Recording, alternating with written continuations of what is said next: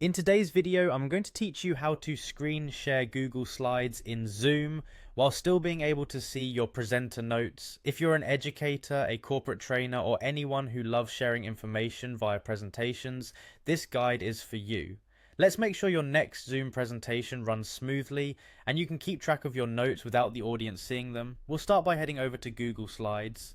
To do this, open your web browser and navigate to Google Slides homepage.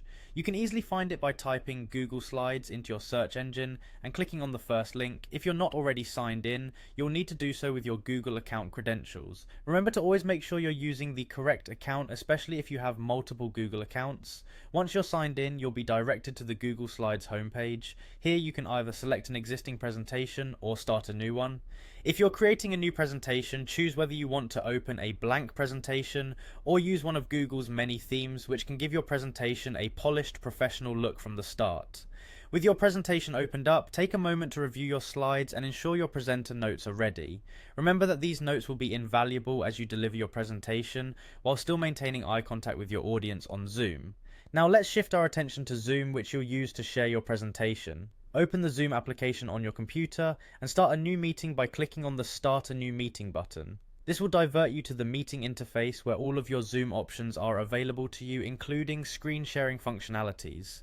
In your Zoom meeting, go to the toolbar at the bottom of the screen and click on the Share Screen icon. A window will pop up showing all the different windows you have open on your computer. Find the window with your Google Slides presentation and select it. After selecting your presentation, click on the Share button at the bottom right of the pop-up window. You are now officially sharing your presentation with your audience on Zoom.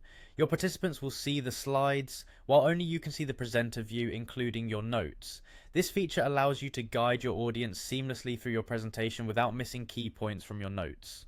To wrap things up, using this technique not only enhances your ability to deliver structured presentations, but also keeps your talking points organized.